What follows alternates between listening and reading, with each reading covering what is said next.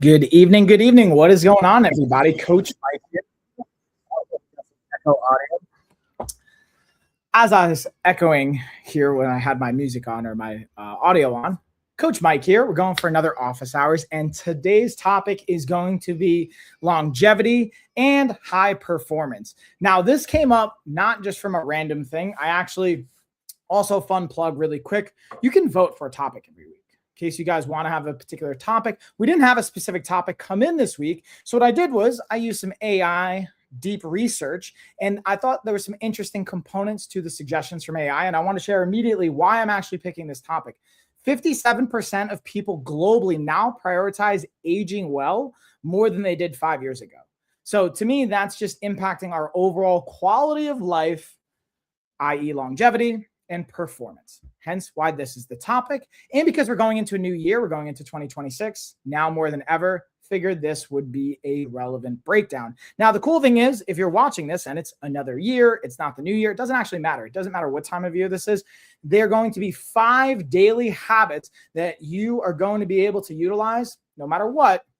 And these are things that I personally do, and myself and my team coach here at LOF, and that we've seen success with replicating in a variety of capacities. So just a little heads up on what we'll be covering. And again, to give you a preview of the 5 habits, so it's not crazy. And if you watch all the way to the end, I'm actually going to be highlighting some products and some different things that you can have, some different things you can shop. But the cool thing is you don't have to actually spend money on any of this stuff. I'm going to give you strategies you can do right now, taking away from the live stream, or if you're watching the replay or you're listening to the podcast, or you're consuming this, you're going to be able to take things away. So number 1 of the 5 is moving daily, finding joyful movement on a daily basis. Number 2 is eating for energy, not just for pleasure. Number 3, being able to sleep and have sleep being used as a committed precision tool. Treat it like you would treat any other meeting that you don't reschedule. Just like you show up to work, you want to show up to this. This is probably one of the most impactful things that you can actually show up to on any given day. Then number 4 is going to be stress management. Either you're going to manage your stress, or your stress is going to manage you in a variety of ways. And then lastly, the tools that we can use to track and measure all of this. Because the theme is, if you can't measure it, you're not really going to be able to manage it. So we're going to go over again strategies around all 5 of these. And I'm a big data guy. I'm a big numbers guy. Hopefully, if you've ever watched or listened to any of my content before, you know that. So I'm going to be citing different data amongst all of this as we go through it. And the other piece is I like to include references and citations. So if you want to see all the references and citations to what I'm going to be bringing up today, you can go to our blog and be able to look at, once we have the blog up, I'm actually going to have all the citations and references and a cheat sheet that goes along with this. So number 1, let's look at moving daily. And again, to pause here, all of these are going to be things that you can do without spending any money. Okay. These are things that you can just do inherently right now. The caveat to this, though, is you'll be able to have different things you can invest. I'll highlight different products, different tools, different services along the way. And we'll get into that at the end. Plus, bonus, if you guys are watching this live, the first person to comment on any one of the platforms, you get a $50 LOF gift card. So on TikTok, on YouTube, on Facebook, on Amazon, on LinkedIn, on each individual account, if you're the first person to comment, take a screenshot, send it to my email. I have the description, or I have the details in the description. You'll snag that $50 gift card. If you're watching a replay and no one has commented for whatever reason, you can be the first one. If you're watching a repurposed version of this and no one else has commented on it yet, comment, screenshot it, send it to our email. I'll hook you up with that $50 gift card as well. So that's pretty much just going to be the theme for pretty much probably the rest of the year. Going back to moving daily. And the reason I use words like joyful and activity and joyful movement are very important, because to me, if you're forcing things, it's not going to be very sustainable. It's not going to last for a long period of time. And there's a time and a place where we may want to use things that are uncomfortable. Yes, totally has a value, totally has its place, totally has its presence. But realistically, for the longevity side, for the sustainability side, you want to find things that you're going to enjoy doing. Okay. And ultimately, longevity favors consistency and joint health, not punishment. So what I mean by that is not only psychological punishment. If you're forcing yourself to do it, there's going to be a less than likely aspect to longevity, but the physical punishment is not going to lead as much to joint health. Now, we could say resistance training can be quote unquote punishment to some degree, and there is some inherent value to that, but I'm going to frame this in a little bit of a different context to give you guys some ideas of what I mean. For example, I personally love jujitsu. I'm going to be honest with you. However, the interesting thing about jujitsu and wrestling and grappling arts is that's where I've actually acquired 90% of my injuries. Now, that doesn't mean I don't do jujitsu or I don't grapple them. I still do, but I've kind of mitigated the volume in which I'm training. Again, I'm not saying that's right or wrong for anyone else. For me, I've just found, again, an experiment of different aspects. Where I'm at in this season of life, jiu-jitsu is really taking place at most once a week. Realistically, it's probably taking place 1 to 2 times a month as far as live classes, live roles. I'm drilling on a daily basis. I'm doing solo drills. I'm still doing like studying, film, and all that. Similarly to Muay Thai and martial arts, I'll maybe spar once a month, if that, and I'll hit the bag. I'll do shadow boxing, resistance shadow boxing. I'll do that on a daily basis. The point of me highlighting that is I enjoy jiu-jitsu. I enjoy Muay Thai. So I enjoy those. Those are my joyful activities. That's why I lean towards them. I also really enjoy, honestly, resistance training and strength training. So I lean on that on a weekly basis. My least favorite thing, though, if I'm being honest with you, is cardio. So when I say cardio, I really more specifically talking about the traditional side of like running and long distance endurance training. I actually don't mind doing swimming based activities. I don't mind doing shadow boxing, jujitsu. Those are really actually fun for me. And that's an aspect of cardio we can leverage, but again, finding joyful movement. And then the other aspect that we're going to mix is mobility training. So 3 key areas that we want to look at when we're talking about moving daily is strength or resistance training, is cardiovascular training, and mobility training. Now, again, you have to do that every single day, but being able to do one of those 3 main core areas on a daily basis.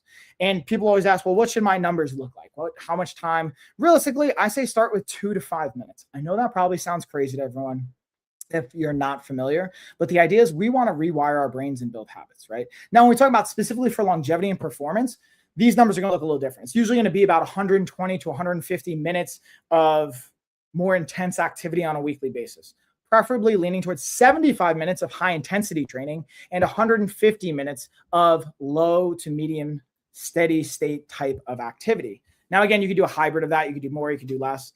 But those are some of the targets we can anchor towards. And where am I pulling these numbers from? This is actually pulled from a couple of different like federally oriented organizations, as well as more global based on peer-reviewed journals and studies.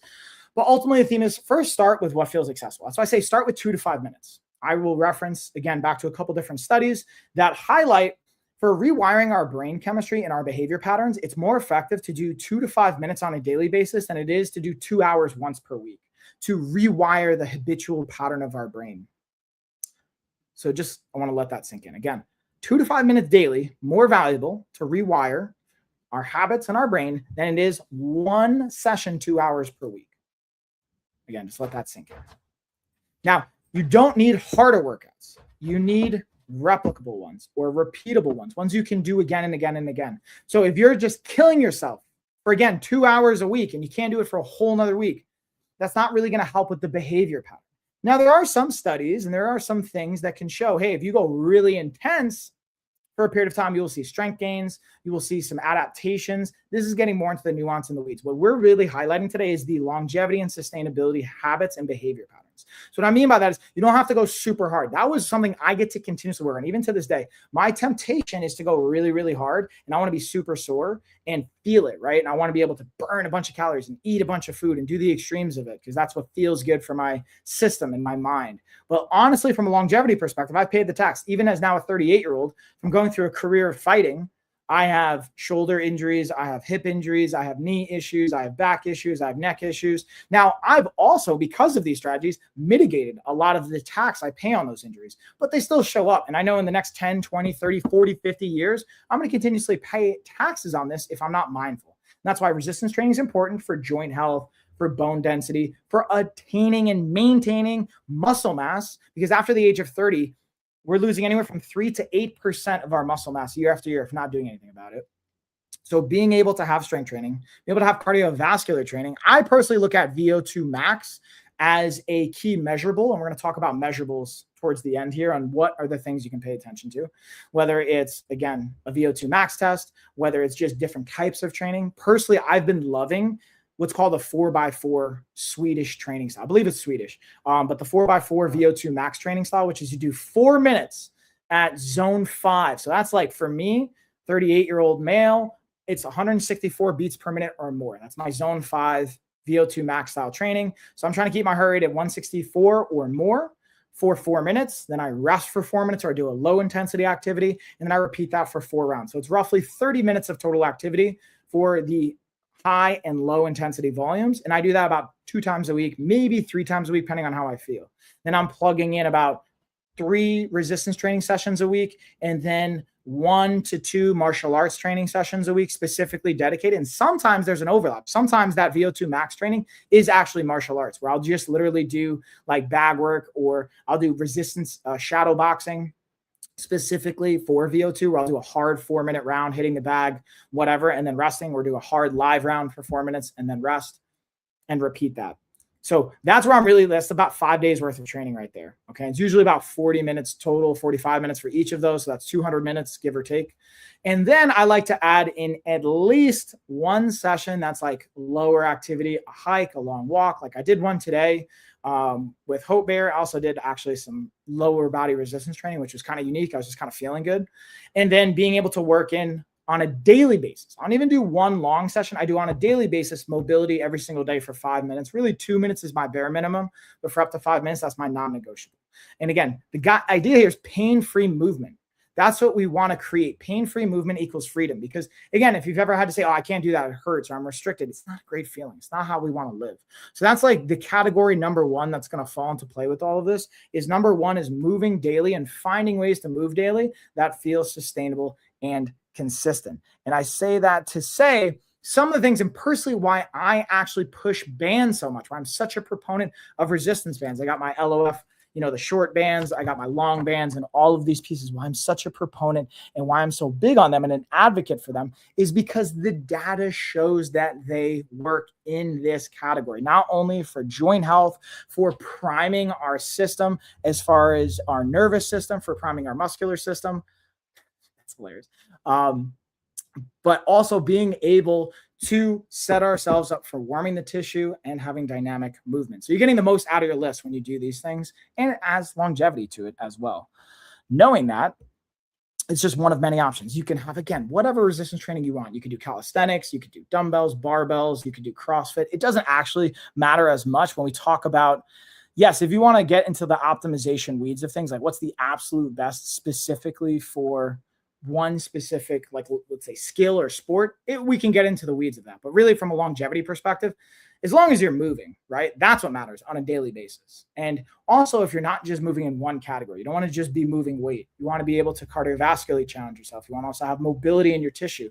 And really, the last thing I'll highlight when it comes to this moving category is the difference between mobility and flexibility. Mobility is being able to actively move your muscles and your tissue and your body through a range of motion with control and strength, while flexibility can be more of what I would consider a passive type of a dynamic. Or, okay, someone can like move my arm to this degree, but it's not as quote unquote functional. Now, again, I'm paraphrasing a maybe true textbook definition. If you talk to a PT, if you talk to let's say a specialist in that area, they might have some different words they want to use, but that's like more or less the categories that we want to like look at there. And again, I'll just highlight, I use these strategies because they remove excuses and ultimately allow me to train on a daily basis in the environment I have, and even train pretty much anywhere, because I'm not making it to the gym as much. The way my schedule's set up, having kids, all that stuff, I'm not really going into the gym. I'm not necessarily doing it in other environments. I'm doing it from home. I'm training from home. And really for 2026 and for this year ahead, I'm predominantly 90% of my training is going to take place with bands, body weight, and things you can do at home. And I'm going to show you guys what's possible as far as body recomposition, strength building, and all of that. So it kind of removes the excuses, as it were. And again, this is a season of life that I'm in right now. I know in another year and a half, once Hope's a little bit older, kids are in a different spot, we have another home where we have more space and certain other aspects of things, it's going to look different. But just keep in mind finding longevity in all of this. So that's number 1. That's the movement category. Finding ways to move. Start with 2 to 5 minutes on a daily basis. The goal is to build up to either 75 minutes of high intensity training on a weekly basis from a cardiovascular standpoint or resistance standpoint, to 150 minutes of a lower or moderate resistance. I'm doing about those 200, like, maybe 250 minutes per week. So that's 4 hours, give or take. It's about 45 minutes a day. I'm doing that 6 days a week. One of those days is going to be a little more or less. I give it about an hour a day total between the warm up, the cool down, and the transitions into stuff like that. So it's going to be like 7 hours. That's an extreme. I don't expect everyone to be able to do that. It is a worthwhile investment to build towards. But even if you can do like 200 minutes a week, that's massive. Even 150 minutes a week, start with even 75. That's massive. Number 2, eating for energy versus pleasure. And also not feeling restricted in this. A big temptation for a lot of people when it comes to our nutrition is the temptation to restrict or the temptation to remove. It's like, oh, well, I shouldn't eat this. I don't want to eat that, or I can't eat this. Realistically, what we want to do, or what I've found most successful and what becomes most impactful for people, is being able to find what can you add? What can you add to your life to impact that quality of life, to make it feel more appealing, to make it feel sustainable? Because longevity diets aren't going to be extreme for the most part. They're going to be these simple X's and O's, the tactical things that you can replicate day in, day out, week in and week out, month in and month out, season in, season out, whether it's Christmas or not. Like, I'm going to give you some of the baseline things. Looking at some of my personal favorites is protein intake on a daily basis, fiber intake on a daily basis, and overall fruits and vegetables. Those are some standard things. Again, we don't have to count calories. We don't have to become hyper obsessed with numbers, but there are things we're going to want to measure and then ultimately manage. And again, when I talk about measuring and manage, at the 5th category, I'm going to talk about the tools and some more strategies around that. Okay. And I'm just kind of highlighting here some of the stuff. So if you guys are watching on the channels where I have like shop options, I'm also going to be highlighting some of the products related to what I'm talking about.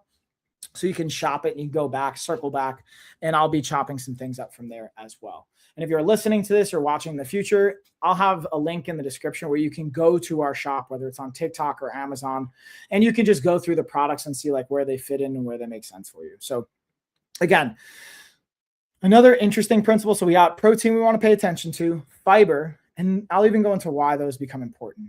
Both of those. And then when we also think about, again, fruits and vegetables, all 3 of those become impactful for a lot of value in our intake. Protein is going to be impactful, obviously, for building muscle. If you work out, you can work out all you want, but if you don't have adequate protein intake, you are not going to be able to build the muscle that you want or recover properly and optimize your performance. If you don't have proper fiber intake, you're going to probably be hungry more often, and you're not going to be able to like maintain your body composition unless you're purposely trying to put on weight. And even then, fiber becomes important because fiber also will have an impact on your gut health, on your microbiome. That's another thing we want to pay attention to. And I can go into the weeds on why that's important. If you guys have questions, let me know. I'll gladly speak to it. But that's really like a topic for another day. But know that fiber is going to help your gut health. It's going to help the bacteria that's in your gut and what is or is not thriving, as well as keeping just your GI like health and all those tissues and these systems running effectively, as well as honestly, both protein and fiber is going to help your satiation, feeling full, not overeating, which is going to simultaneously help your overall weight and your body composition. If you have too much body fat, you're not going to live as long. Just in general, we know that, right? If you're even just heavier, even if it's all muscle, you're more than likely not going to live as long. So being able to have fiber and having adequate protein will not only help from a body composition, total weight perspective, but also the type of body weight that you have. The leaner you are, the more muscle you have. In general, the healthier you're going to be, the longer you're going to live. And in addition to that, having fruits and vegetables, having 5 to 7 portions a day and servings a day is going to help with vitamins, with minerals, with the nutrients, the micronutrients that we need to help keeping our body running. It's not just our macros, the proteins, the fats, and the carbs. That's like our energy sources. Those things help dictate what type of body composition we have. The micronutrients are going to dictate how our system's actually running. If our cells are replenishing, if there's energy properly distributed, where that's going. If we have healthy hair, skin, and nails, those types of things, if our energetic system's optimized, if we're going to be susceptible to, let's say, disease, or if our immune system's functioning properly, our brain function, our electrolyte balances, this is also going to be impacted by our micronutrients. And fruits and vegetables, produce in general is going to be one of the best things we can pay attention to. And in general, I'm a big fan of, you see a bunch of supplements behind me. I have supplements, I'll leverage those, but we want to foundationally look at our nutrition first. And then supplementation is the last 10 to 20%. Kind of speaking of that, it's mindful with these things. It's going to help stabilize our blood sugar. We know if you have insulin resistance, that's not going to be great, right? It's ultimately leading to potential diabetes or just other health risks. If you have insulin sensitivity, it's equated to quality of life and just a reduction in comortality in a variety of ways. So any risk of death, it's going to go down. And I'm going to cite some numbers here coming up in a little bit that talk about this. And then lastly, 80-20 is going to be the long-term play. So basically 80% of the time we want to be adherent to our plan. This goes back to the measurable pieces, not just in nutrition, but almost all of this stuff. Plan to be adherent 80% of the time. 20% of the time, traveling, getting sick, life comes up, whatever, it's going to be okay. But 80% of the time is going to set you up for success. And the thing I want to leave you with, this is an important line or a quote that I kind of like saved for myself, is your body isn't broken. It's underfueled and overstimulated for the most part. Or simultaneously, it's overfueled and understimulated. So it's a balancing of fuel and stimulation, right? So you're not broken. No one's broken. No one needs to be fixed because we're not broken. We just need adjustments, right? We need some fine tuning. You need either to lower your fuel intake because you have too much. You need to up your fuel intake because there's not enough, or you need to increase your stimuli or lower it, meaning move more or move less or change what's coming in. And that's going to be impactful for, again, your health, longevity, body composition. And before we kind of move on, this isn't directly related necessarily to food, but when it comes to stimuli, this is something I talk about, I present on. So I'd like to think I'm somewhat uniquely educating condition for speaking to this, is when we're taking in too many screens and too many digital devices, we are setting ourselves up for potentially a lowered quality of life, more ADHD-like symptoms. I would do, sorry, Carrie's got to walk by. Yeah, I would go that way. Being able to have, again, mindful relationship technology, because the more you use technology, screens and those types of things, the more there's an interesting correlation to ADHD-like symptoms. And that also doesn't mean we may have ADHD just in general, but don't you notice over the last 15 years, there's an interesting rise in ADHD along with technology? Again, I'm not saying it's causation. I do think though, it's an interesting correlation, especially someone that now has presented on this topic for 2 years. And I'm not just saying presenting to no one. Like I've literally been paid to present to Harvard University on this exact topic, paid to present some of the biggest organizations and corporations on this topic. And this is something that routinely comes up. And speaking of which, if you just heard Carrie blowing her nose and running the sink, that's why you want to pay attention to your nutrition. Carrie could probably speak to, she's been having more sugar lately because she's, I don't want to say depressed, but would you say you're just overwhelmed, underslept? And maybe that's leading to some depressive things. All of the above. My point of saying that is I was just talking about nutrition is the 5 habits we're talking about. 1 is movement, 2 is nutrition, 3 is Carrie walking into the shot in a row. 4 is sleep, stress management, and managing these things. So we're gonna go into actually sleep. So here's number 3, sleep. Carrie can talk to this as well. So nutrition, sleep, and stress are all gonna come together on this one. Carrie is a perfect example. She's 7 months postpartum? Yeah, 7 months. 7 months postpartum. And I'm like doing my best to tag in this state. But honestly, I've even been writing to myself, I can step my game up to help tag in and support Carrie because she's burdening a lot of this stuff. My point of saying this is if you're a parent, which is a lot of the people I speak to and create content for, this is an important time to pay attention to your sleep. So protect your sleep like it's a performance tool. Carrie, I'm looking at you. Protect your sleep like it's a performance tool. Okay? Instead of thinking, let me drink coffee in the morning, be more strict. And this is me talking to myself here. Being more strict with sleep than I am with my coffee intake. Okay. So sleep is the number 1 recovery and hormone regulator that we have at our disposal. Also, poor sleep is going to equal poor fat loss, poor body composition, poor mood, poor focus, also poor discipline. You are more likely to want to eat sugary foods when you are sleep deprived. You get less than 7 hours of sleep on a routine basis. Guess what goes up? Your ghrelin production. Ghrelin production is a hormone and neurotransmitter that's related to your hunger cues. When you're sleeping less than 7 hours, Carrie, or any parent out there, probably myself included, actually last night I got 7 hours or 7.5 hours. Let's check. And this goes back to measurable tools. I'm going to check right now for my sleep. And some people may not want to wear wearables. Like Carrie's not a big fan of wearables. Yeah, I actually got 7.5 hours last night. Also, and Carrie's craving sugar like crazy. Now, if you think about it, it makes sense. Hey, if your energy is reduced from a sleep perspective, your body's going to make up for it by having more calories or caffeine cravings or stimulant cravings. Sugar is just the easiest one to access. So that's an interesting lever. Your body's going to produce more ghrelin. That's your hunger cue. It's going to make you more hungry, give it more instant calories. The downside is if you eat more calories and you're not moving as much, what do you think is going to happen to your body composition? You're going to gain weight. More than likely, it's going to be fat. So that's just something to keep in mind. From a, again, fat loss perspective, body composition perspective. Now we talk about mood. Serotonin's related to mood. Now, also, this goes back to fiber intake and our gut health. 90% of our serotonin is produced in our gut. So taking care of our fiber, our nutrition intake is great, as well as our sleep is going to help manage and regulate that hormone or that neurotransmitter production, as well as some of the other functions of our gut and help stabilize our mood. If you've ever been sleep deprived before, being a parent, you know this. Or if you've just read any kind of studies on how they torture people, they sleep deprive them, amongst many other things.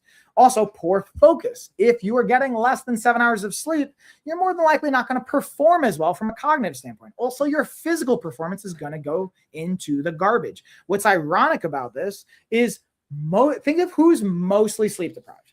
Doctors, law enforcement, military, firefighters, parents. If you think of those roles, aren't those some of the most important roles that you want to have your brain and that you want to be able to perform and that you want to be able to like regulate your mood, have your brain online, have a healthy body composition? Again, everyone wants those things, but especially for like doctors, medical professionals, law enforcement officers, firefighters, emergency personnel, parents. These are the type of things that like we get to prioritize sleep. Now, this is also assuming it's easy for me to say, we don't have control. Like Carrie just put Hope to sleep.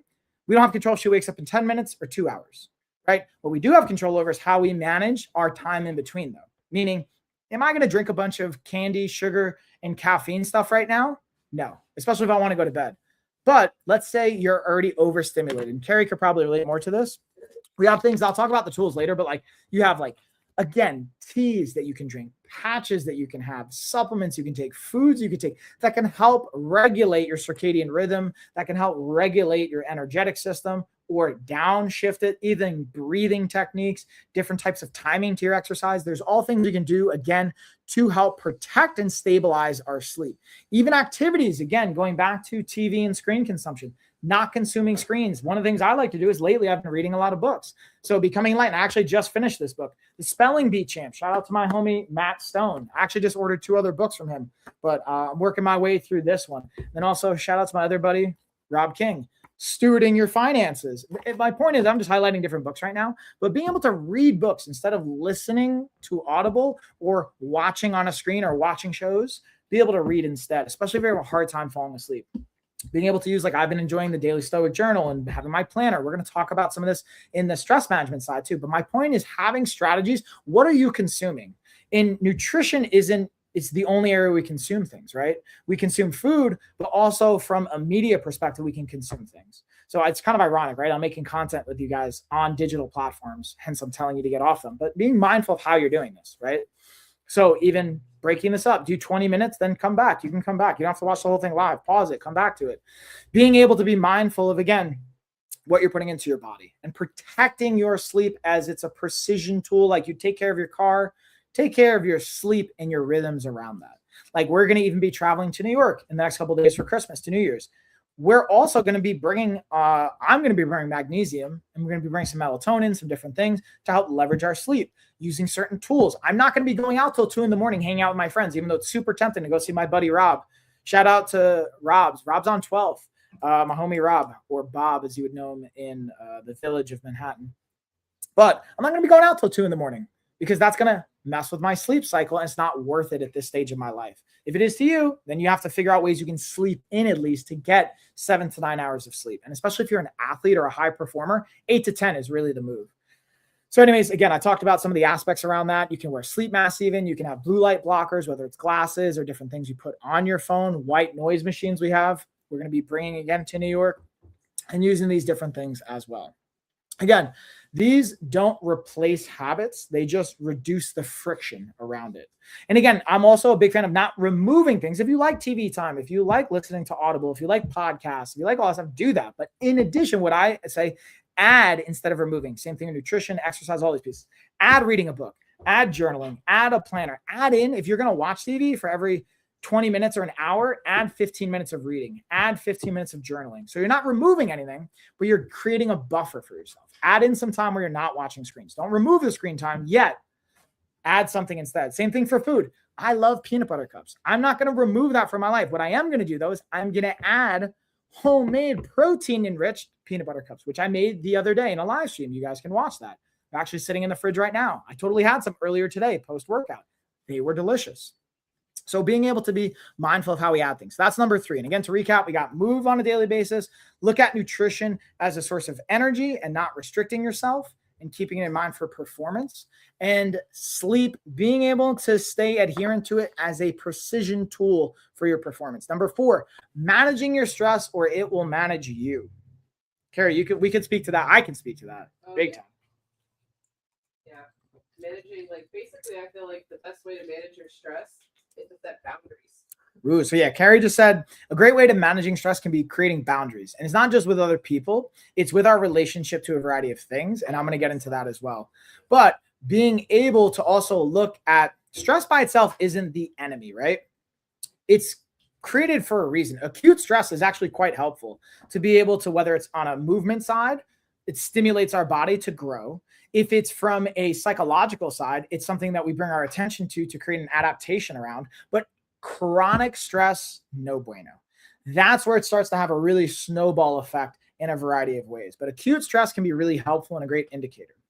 So again, high performers are going to help have systems to regulate their nervous system. It doesn't mean we're never going to have stress. It's just how do we deal with it? And not removing stress, it's adding strategies on how we deal with stress coming up, whether it's using breathing techniques, being able to have exercise timing, being able to meditate, having visualization, again, journals and planners and different things like that. Even an interesting one, and we have studies to back this, being able to talk with people and share what's going on. That's a fascinating one as well.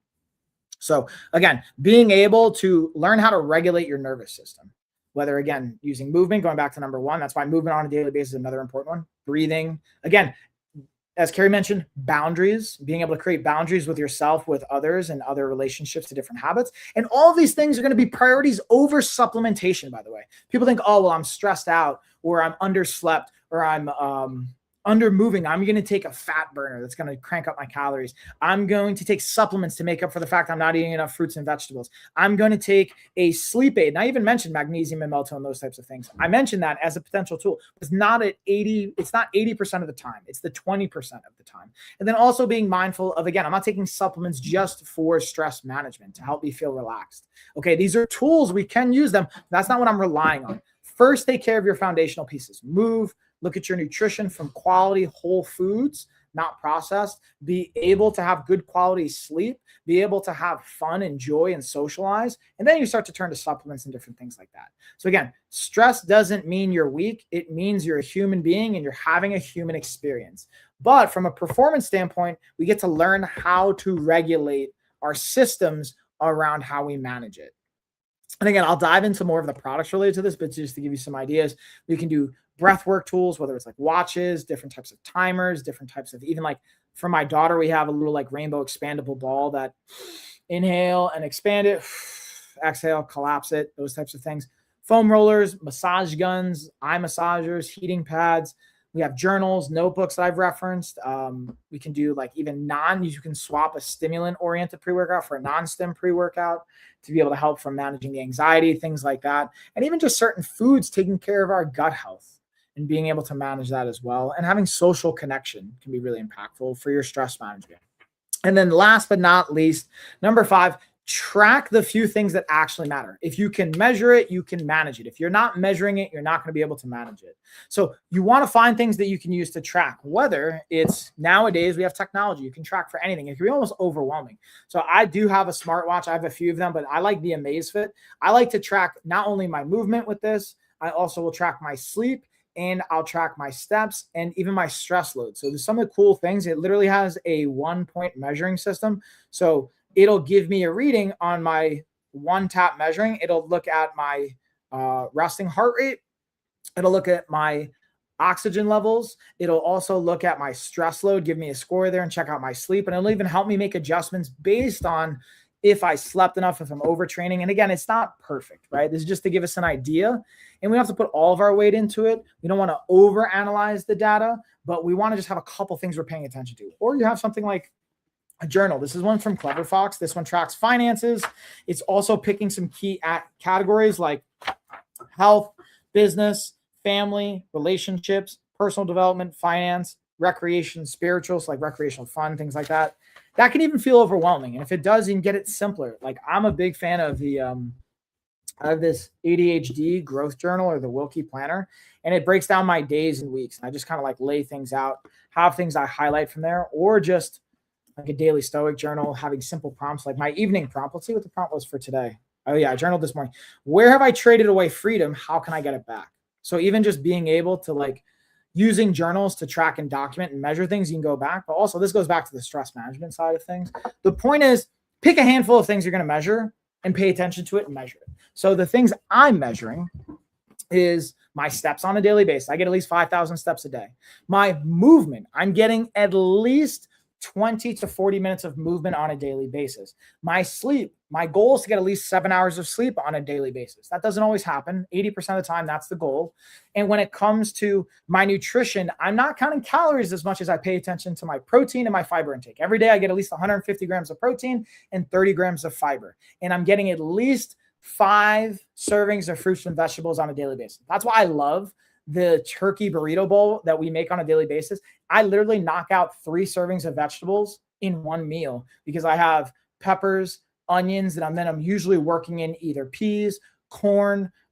Lately, we've been playing with some other different blends, like being able to play with, I think broccoli was mixed in with the last one, carrots, celery, all these different pieces. But the point is, pick a couple things we're measuring and adhere to those things and set goals around them. So for me, in each one of these categories, I have at least one thing I'm measuring.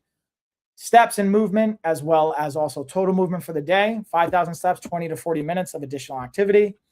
Then when it comes to, again, nutrition, 150 grams of protein, 30 grams of fiber, 5 servings of produce. When it comes to sleep, 7 hours or more. Now, when it comes to stress management, this is an interesting one. My minimum effective dose is 3 minutes of meditation and prayer time on a daily basis. 3 minutes doesn't sound like a lot, and it maybe isn't. But what I found is starting my day with these 3 minutes, I use the Abide app specifically. I found that really impactful. I've played with a variety of meditative tools, prompts, videos, or just breath work. And I like a variety of them. I'll still rotate through them, but Abide is like my baseline. That's like my minimum effective dose buy-in. I was talking before, when we rewire our brain for habits, 2 to 5 minutes is the baseline. That's been an example. I've been consistent now for a year with meditation, and the Abide app's been, I think, of those 365 days, 230 of them or 250 of them have been with the Abide app. I've done other things as well, but that's been really impactful. Okay, so that's the measurable when it comes to meditation and stress management. Another checkpoint I kind of have, or Carrie and I have, is like having at least once a week conversations around our schedule, which also helps to me manage stress. Like Carrie, for example, we're not going to talk about this right now, but I'm going to bring it up before I forget. Gina asked if I could do a promo when we come to New York on Friday to meet with one of the influencers at like 1 o'clock. So we have a health retreat, by the way, y'all, in Joshua Tree, California this February. And we have a handful of influencers that are now joining us, as well as other guests. And we're locking in our chef and our activities and some of the fun stuff. So we're going to start shooting some promos and shooting some more collaborative things. And one of the influencers was asking when I'm in New York if I can do that. So the point is to help manage stress, so it's not a last minute thing. So then I show up Friday morning and be like, oh, by the way, Carrie, you're going to hang out with the kids while I go do this hour-long photo shoot and workout that we didn't talk about. Being able to have like at least a weekly meeting becomes impactful, which we're going to do after this and after I have client calls. So that's when it comes to stress management side. Meditation and weekly conversations. And then for the tracking, those are just basically, I just highlighted the things that I track and pay attention to. Now, you don't have to do these things, by the way. You can find your own measurables, but I would recommend find one measurable in each of those 4 categories. Find a measurable around movement, find a measurable around nutrition, one around sleep, and one around your stress. Now, when it comes to sleep, you don't actually have control over if you're going to get 7 hours or 4 hours. What another version of that can be process oriented is, hey, 2 hours before I go to bed, I'm not going to watch screens, or I'm not going to have stimulating conversations, or I'm not going to eat any food, or I'm not going to drink anything. Finding the measurables you actually have control over. So a measurable might be your body composition, and technically you can measure it and you can manage it to some degree, but you don't have direct influence over how much you weigh.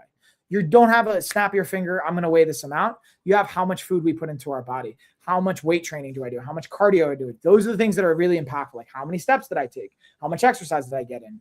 For me, how much protein did I eat? How much fiber? So that's why I don't like building goals around my weight by itself anymore nowadays. And even when I work with others, it's good to know, hey, we want to have a certain body composition, but we actually don't set our actual process goals around that.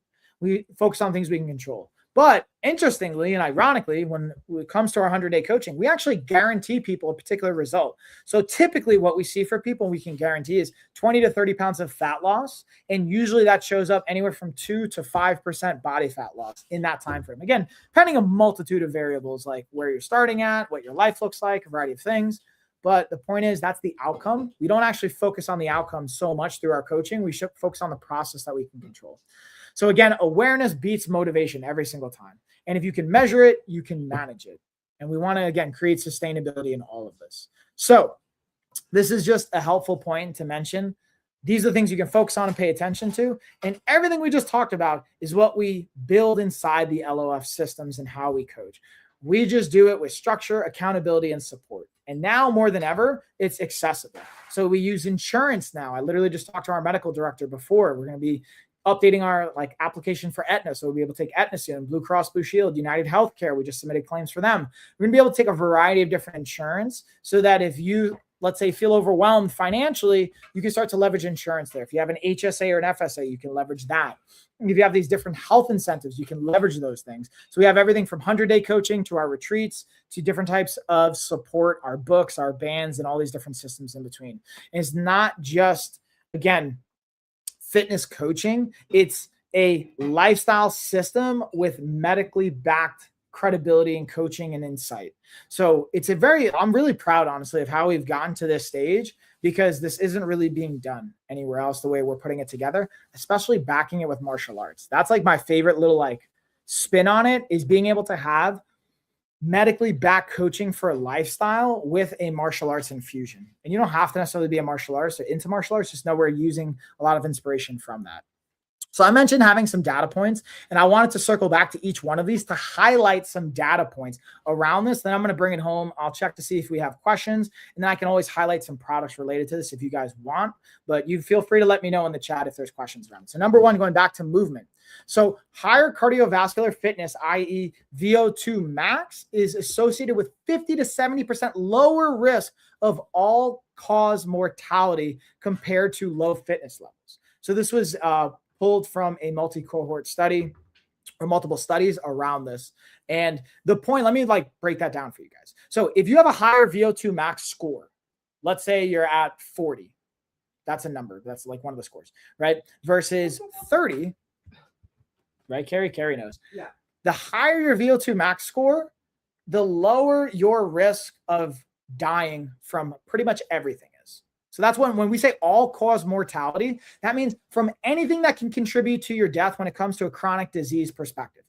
That's not talking about getting hit by a car or things like that, but all-cause mortality, heart disease, cancer, diabetes, anything related to these chronic conditions, you're going to reduce that by 50 to 70% compared to a lower fitness level. Now, if I gave that to you in a pill, I'm willing to bet you take that pill. Right? If I said, hey, if you take this pill every day, you're going to have less of a chance, 50 to 70% less of a chance of dying from these chronic diseases. You take that. So instead of turning to a pill, turn to these informed things. This isn't super sexy. It's not crazy. It's quite simple, but simple doesn't mean easy. And I'm telling you this works. We know this works. It's at a point now we just get to find out how it's enjoyable to make it sustainable. Another interesting data point, again, I kind of alluded to this before, but muscle mass declines 3 to 8% per decade after the age of 30, accelerating after the age of 60 if we're not training. So again, I'm 38 now, so I can potentially be losing muscle mass. But the cool thing is I've been very intentional with my resistance training more than even my cardiovascular or martial arts training. I've actually put on muscle over in my 30s. Since retiring from fighting and not cutting weight as much, I've also played with different medications, different peptides, different things around my hormones and checking my hormones, checking my sleep, my stress, knowing what I'm consuming, not just from food, but maybe like different, things like THC or reducing alcohol, whatever those things are, managing that. So my muscle mass actually is going up, which is a fun little plug for me. And then resistance training 2 to 3 times per week improves insulin sensitivity by 20 to 40%, even without weight loss. So for example, you don't lose any weight. You stay 200 pounds. You stay in the same body fat percentage. But by weight training 2 to 3 times per week, you're reducing your insulin sensitivity. That's the key contributor to, again, diabetes, especially by 20 to 40%. Again, if I could give you a pill, I'm willing to bet you take that pill. So that's why I'm a big fan of, like, again, bands, body weight stuff, dumbbells, whatever you use, resistance training 2 to 3 times per week, 20 to 40 minutes. Start with that.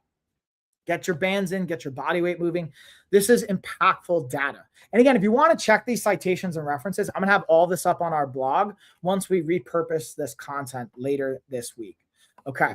So muscle and cardio, just to highlight this, is not just about the looks.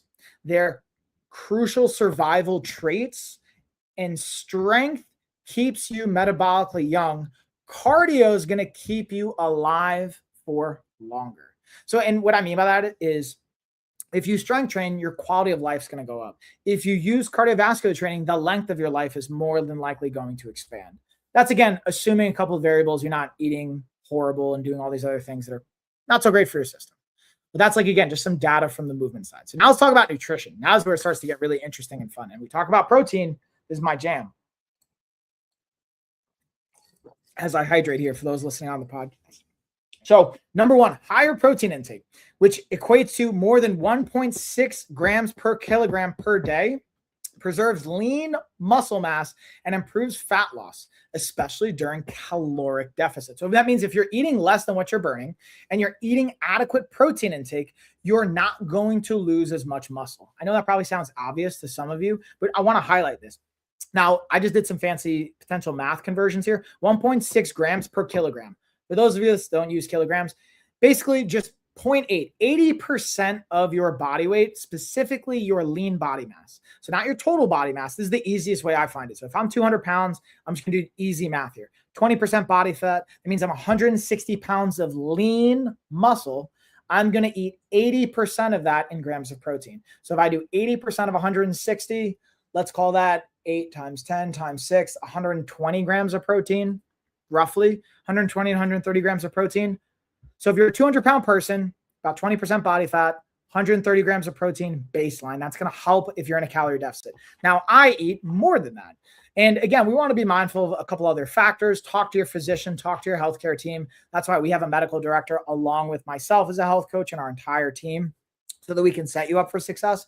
But the more protein you eat, you can have upwards of a gram of protein per pound. That's like the gold standard in the bodybuilding world. Once you go past that, you don't need any more than that. But like if I'm 200 pounds, 200 grams of protein on a daily basis, I don't need anything more than that. I'm going to preserve my muscle and build more muscle. So that's an interesting nutritional data point to focus on. And an interesting one I actually saw Dr. Rhonda Patrick talking about on a clip of a highlight. She's a proponent of intermittent fasting, right? And potentially skipping meals related to that. But what the interesting one, she was like, what I am not doing anymore is I'm not intermittent fasting or skipping meals and not adjusting for the protein intake. That's why personally, if you guys have ever seen the content I do, I have right behind me my protein cartons, my pre-made protein. I also use protein powders. Even if I'm fasting, quote unquote, using an intermittent fasting schedule, usually I like 16-8. So 16 hours of fasting, 8 hours of eating. In those 16 hours of fasting, technically in the morning, I'll drink coffee and have pure protein or another type of protein brand that's 90% protein, a little bit. So it's not doing the same benefit that it would from a cellular standpoint, cellular regeneration and autophagy. But right, autophagy is the one that's like cellular. I always confuse autophagy and aphasia.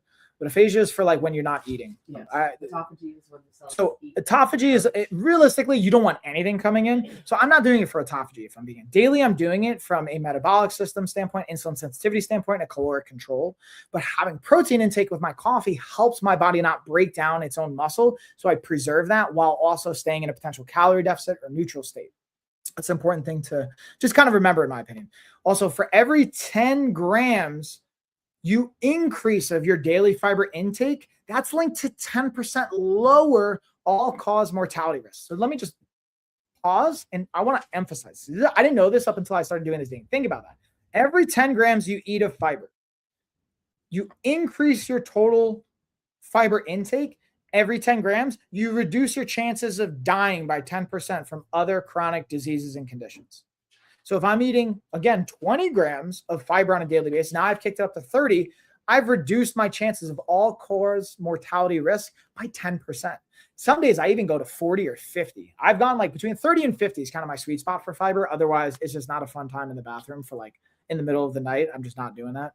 But 30 to 50 grams of fiber has really been a sweet spot for me. So I'm reducing my overall chances of other types of all-cause mortality risk by anywhere from 10, 20, 30% by doing that, which I think is like amazing and mind-blowing.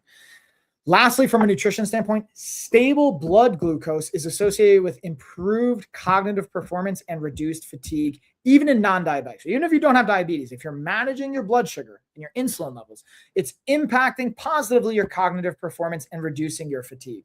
So for example, you ever think about like the food-itis or the itis, right? Being able to not spike your sugar and your insulin levels constantly. Now, post-workout, that's actually a valuable time. You want to potentially spike your sugar and your insulin because it helps with the glycogen absorption. It helps with some of the hormones related to that recovery, but like not before bed, not constantly throughout the day. That's one of the reasons why we even with intermittent fasting, we're not just like housing food once throughout the day. We have like consistent feeding schedules. And even in our 28-day reset and our whole protocol that we're turning into the 100-day plan now that we have in a book that's coming out with it, we kind of look at eating every 2 to 4, maybe 3 to 5 hours to have consistency with that. Not from a metabolic standpoint, but from a blood sugar and insulin response. And everyone's different here too. I will be honest. Everyone's going to respond differently. So it's going to find your sweet spot. And that's why nowadays we have a medical director. We do different types of testing are related to that. That's why going back to measurement, maybe having a consistent blood sugar monitor. Does that hope? Yep. Oh, no, hope's awake. See, we just talked about this. We don't have control over that. Carrie doesn't have control over that. I don't have control over that. So we just get to manage what we can focus on. Like Carrie didn't eat a bunch of sugar right now. She just drank some water, hydrated, and now she'll be able to tag in with Hope. And then after this, I'll be able to tag in once I finish up with my calls. So ultimately, just to recap it, most people aren't overeating. In general, if you're mindful of it, you're under protein and under fiber intaking, and then you're just slamming yourself on the sugar and carbs. So I guess technically you're overeating from a obesity standpoint, but you're actually under eating in the sense of protein and fiber. You're not overeating where you want to. You're overeating in the simple carbs and sugars, which puts you at a calorie surplus, which is why you're gaining weight. But you're not overall overeating. You're under eating in the key areas of protein and fiber. You're overeating in the categories of sugar, carbs, and fats.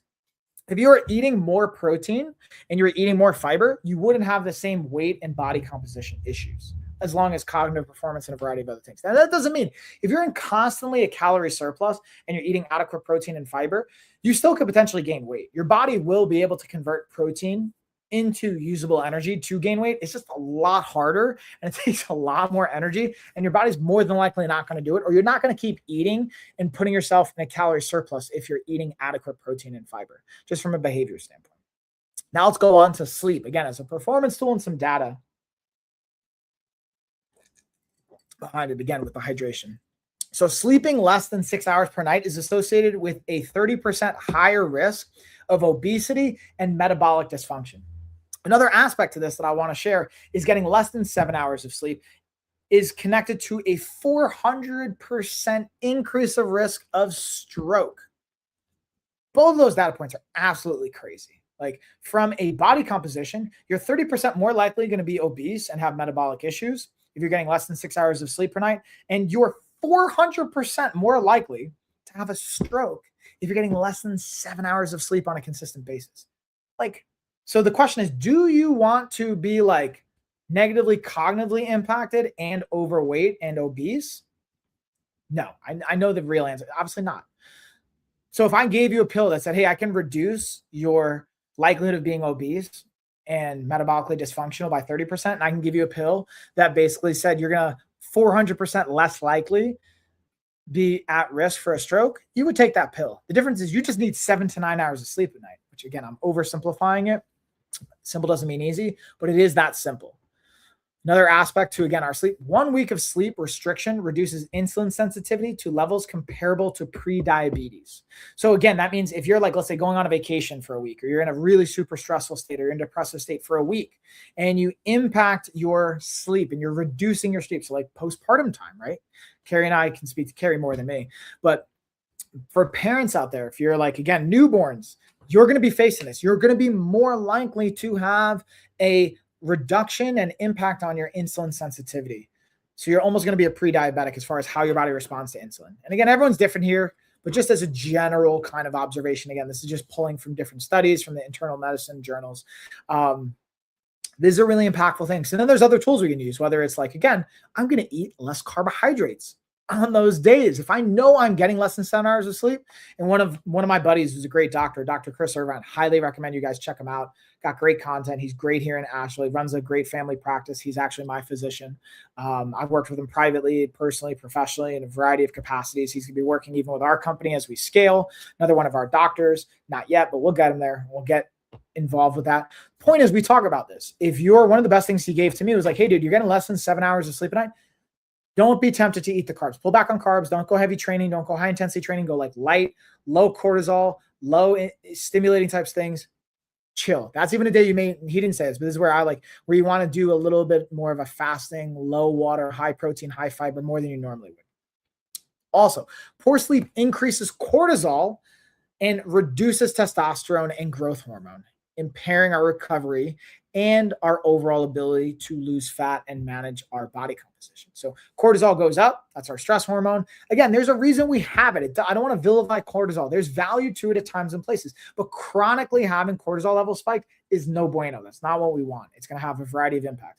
And then also inversely, our testosterone is going to go down. Our growth hormone production is going to go down. I can relate to this. That's when I saw my testosterone, free testosterone, and other markers in the tank. I was like working more stressed, was maybe consuming too much THC, not sleeping enough, eating a lot of sugary foods. I was training a whole bunch, so that was helping me from a body composition standpoint. But all these other things are really hurting me as well. So ultimately, if sleep were a supplement, it would be banned because it works so well. Like if I told you, like, let me just recap. Let's just hear me out. Ready? If I had a pill that reduced your stroke risk by 400%, it reduced your chances of being obese and metabolically dysfunctional by 30%. It also reduced your insulin sensitivity from being a pre-diabetic or diabetic, as well as it increased your testosterone and growth hormone and reduced your cortisol. If that were all something you could get in a pill, you probably wouldn't believe that was like a real pill, or you'd be like, dude, that seems dangerous. How can that even be a thing? That's what you're getting when you focus on 7 to 9 hours of sleep or more on a nightly basis. That's the things that you could be getting. It's, again, one of the things we're leaving so much on the table. That's something I very heavily been focusing on since Hope's been born. It's obviously been trickier, but in the last 3 months, especially, supporting and working on that as best I can for both Carrie and myself. Now, going into stress regulation, our nervous system, this is not willpower. This is just straight up nervous system and our neuroscience. Chronic stress elevates cortisol, going back to the cortisol stress hormone, which promotes visceral fat storage and muscle breakdown. So it's the opposite of the direction we want to go in when we're working towards a body recomposition. If you want to lower your body fat percentage, you don't want to be chronically stressed. You don't want more cortisol in your system, right? That's why walking is a really powerful one. Again, something you don't have to spend any money on, just go walking.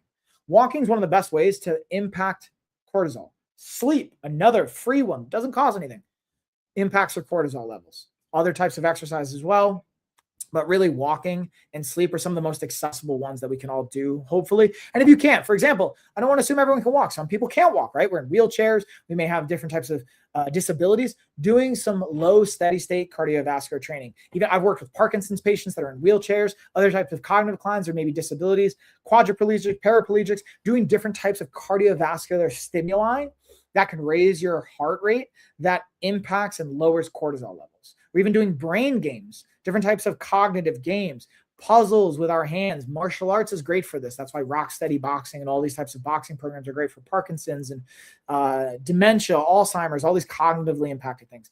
I love martial arts for that too. And that's why I'm such a fan of martial arts, because it hits so many marks.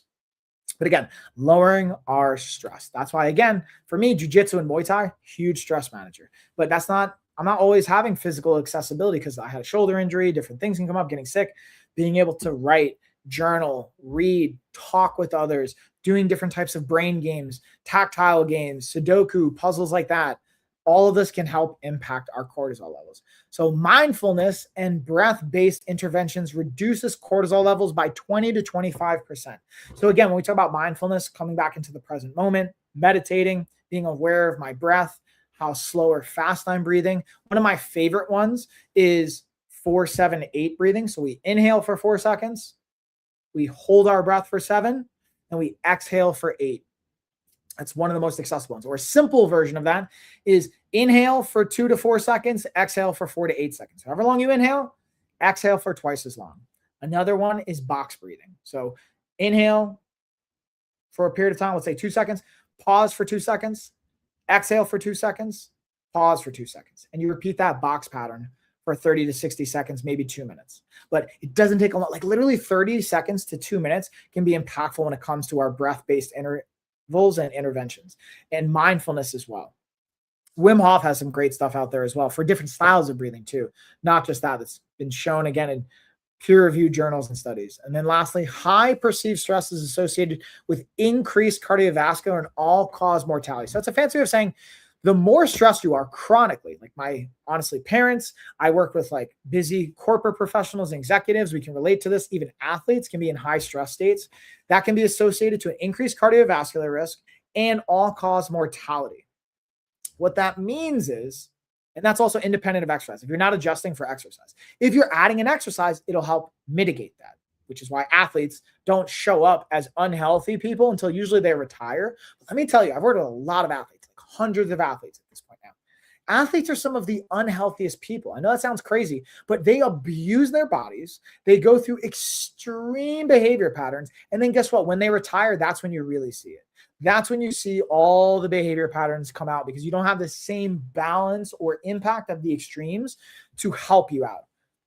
Or on the flip side, it can do the opposite. I've worked with, like, I won't name names, but NFL athletes, once they retired, like linemen, and they've lost 50 to 100 pounds doing our protocols, and their quality of life has just drastically shot up. And we've worked with their doctors in doing this too. So the point is being able to be mindful of your stress and using exercise and different interventions is huge for this. So ultimately, you can't out-train a nervous system that's stuck in fight or flight mode. Even if you use exercise, that alone won't do it in the long term. Eventually, it will catch up to you and you'll be stuck in that fight or flight mode. And that's also why you're probably struggling to sleep. It's probably why you're eating more and you're not getting satiated from it. There's all these things, these ripple effects that come into play. And then lastly, why we're measuring things. I have some interesting data points, ironically, about data points and measurables. So self-monitoring, whether it's steps, food, habits, increases adherence rates by 30 to 40%. So simply just monitoring yourself. That's why one of the things I invite people to do, take your phone, take pictures of everything you're eating and drinking. Don't send it to anyone. Don't post it anywhere. Just literally monitor those things. It will change your adherence level and increase your success rate by 30 to 40%. If I gave you a pill that made you more adherent to your plan by 30 to 40%, you take that pill. So all it is monitoring. That's why steps are impactful, weighing yourself. I'm personally not a big fan of weighing ourselves on a daily basis. I've seen some interesting studies. I used to work for companies. I won't name names, but behavior change and psychology oriented companies. We used to contract with them as well, and still contract with some great medical offices and organizational companies around behavior change and ADHD and things like that. And one of the things they found was if you weigh yourself every day, your weight will go down. The drawback is that's not necessarily super sustainable in the long haul. And it's not necessarily create a super healthy behavior pattern to your weight and your value and your relationship to the scale, but maybe checking your body composition on a weekly or monthly basis. Doing a home smart scale, something like that. Not daily, but weekly, monthly. I think that's valuable. Daily steps can be helpful. Daily sleep monitoring. I even go weekly. Every day, there can be a lot of volatility in that. Your weight can fluctuate 3 to 5% on any given day, just from how much you're eating and hydrating. Speaking of hydrating. So pick a handful of things you're going to monitor and stick to them. It's going to increase your adherence by 30 to 40%. That's why in the LOF app, we actually have a particular feature where we pick one habit we're going to pay attention to every week and we measure it. And the goal is to be 80% adherent.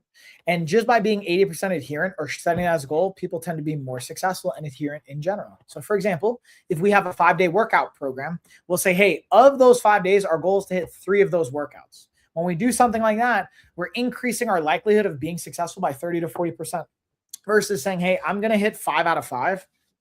You still could potentially be adherent, but the likelihood of you being perfect is less. So that's another just like building off of this. Also, people who track behaviors are significantly more likely to maintain long-term weight loss. Oh, my actual perfect timing. This is a good cue for me. I'm going to have to start to wrap this up because my client is calling me about a couple minutes over. Let me just tell them.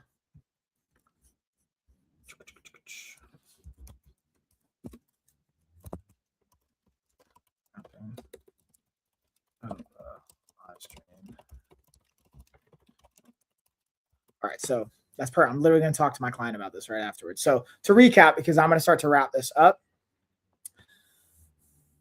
being able to, again, people who track behaviors are significantly more likely to maintain long-term weight loss. So if you're tracking behavior, it doesn't even have to be your weight, but if you're tracking, again, your exercise, you're tracking your steps, you're tracking your sleep, you're tracking your actual body composition, you're picking a behavior and you're tracking it, you're more likely to maintain long-term weight loss and keep the weight off, which is, if you can keep the weight off for a year, you're less than a 10% group of people that will maintain success and you'll last significantly longer.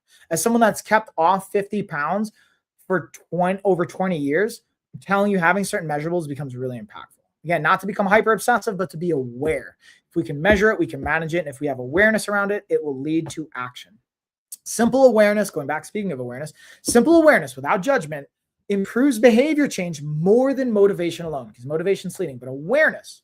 We're not always going to be successful, but if we have this awareness and we're not judging ourselves, because this is the trick, especially if someone has ADHD, and ADHD brains can be more inclined to trying to solve a problem and being judging around it. And then also having other infusions of behavior and psychology that can make it tricky to have negative self-talk. Someone that specializes in cognitive behavioral therapy and wanting to have positive self-talk, being able to have awareness without judgment, being kind to ourselves improves our behavior change more than just the motivation by itself. So ultimately, tracking isn't control. It's awareness, and awareness drives action and change and ultimately transformation. So again, awareness will lead to action. Sometimes in the beginning, we're like, I can see myself doing it, but I keep doing it. But eventually you have enough awareness, we can then adapt the plan. So to tie it all together, these aren't just hacks. These are the pillars that ultimately at LOF we systemize inside of our programs. We systemize inside of our 100-day comeback plan, and that we deepen it and celebrate it in our community and our content at the retreat. For example, in Josh Retreat, when you sign up for our coaching program, you get a pass to our health retreat every year as part of your 100-day coaching program when you do it with us on a yearly basis. The goal is for you to do one health retreat and then 100-day coaching program. You come to a health retreat and then you're good. And then we still have like maintenance coaching, but after that, it's pretty much just sustainable from there. And now more than ever, you can use insurance to cover your coaching. So you can even get a pass to Joshua Tree pretty much covered by insurance, because we have insurance impacting your coaching. So there's less of an out-of-pocket cost, if at all any. 80% of people that are now using our coaching and with this insurance incorporated have a zero out-of-pocket cost for a 100-day coaching program. Ultimately means you have a zero out-of-pocket cost to come to Joshua Tree for 5 days, which honestly, we're charging $1,000 a day, just straight up cash out of pocket if you want to come to that. So that's like $3,000 to $5,000 just for the health retreat, let alone for our coaching and all these things. It's anywhere from $3,000 to $10,000 for our coaching on a yearly basis. And for our 100-day programs. I'm just gonna be super transparent with you guys. Now, again, now with insurance, it's pretty much covering it. Not all of that. We're working through some of the aspects. So it can cover to almost a zero out-of-pocket cost. Now there's ways, again, different aspects of that. We'll talk to you guys, but just to be super transparent about it.